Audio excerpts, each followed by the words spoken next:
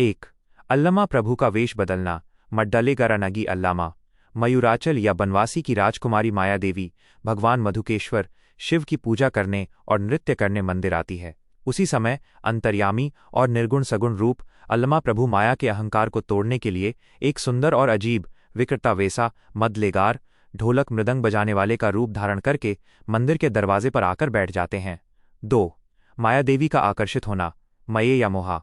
जब अल्लमा प्रभु अद्भुत तरीके से मदले ढोलक बजाते हैं तो उसकी आवाज़ बादलों के गरजने जैसी और मोरों को खुश करने वाली होती है। इस आवाज़ को सुनकर माया देवी अपनी सहेलियों केलाडियारू से पूछती है कि बाहर कौन बजा रहा है। सहेलियां जाकर देखती हैं और आकर बताती हैं। जब माया देवी खुद अल्लमा प्रभु को देखती है तो वो उनके अद्भुत सौंदर्य और कला पर मोहित हो जाती है। वो कामदेव के बाणों से घायल होकर महानुराग गहरे प्यार मोह के जाल में फंस जाती है। 3. सहेलियों की पूछताछ और अल्लमा का जवाब। माया की सहेलियां जैसे मदमानी अल्लमा प्रभु से उनका देश और नाम पूछती हैं।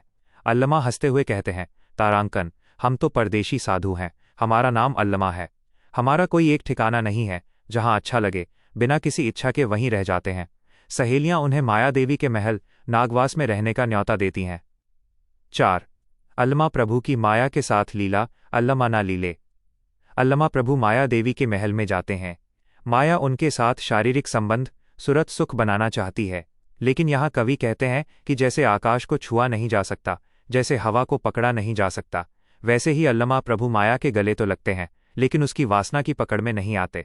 वो बिजली की तरह चमक कर गायब होने वाले बन जाते हैं। माया को ऐसा लगता है जैसे उसने कोई सपना कनासू देखा हो। वो रात भर परेशान रहती है कि शरीर साथ होकर भी वो अल्लमा को पा नहीं सकी। 5.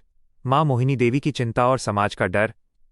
जब ये बात फैलती है तो माया की माँ मोहिनी देवी अपनी बेटी के पास आती है और समझाती है कि तुम राजकुल की लड़की हो, एक मामूली सेवक कलाकार के पीछे इस तरह पड़ोगी तो दुनिया हंसेगी, तुम्हारे पिता गुस्सा करेंगे। सहेलियां भी माया से कहती हैं कि राजा को पता चलने से पहले अल्लमा को महल से दूर किसी दूसरे घर बिडू में भेज देना चाहिए। 6.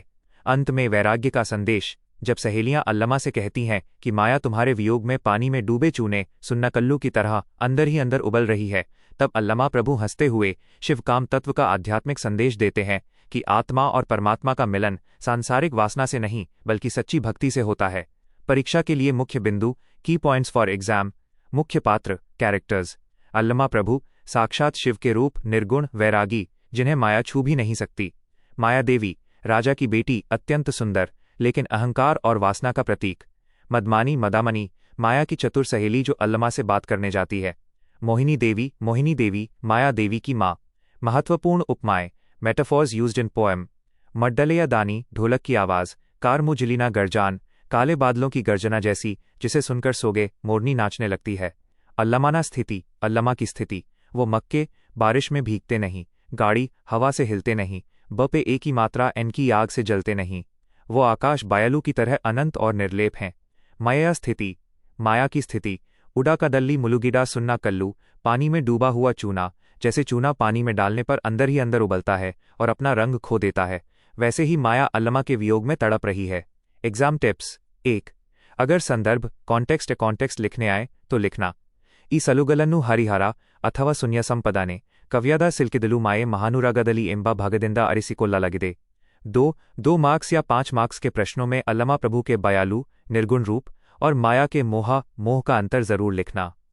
ऑल द बेस्ट, एग्जाम एकदम मस्त जाएगा।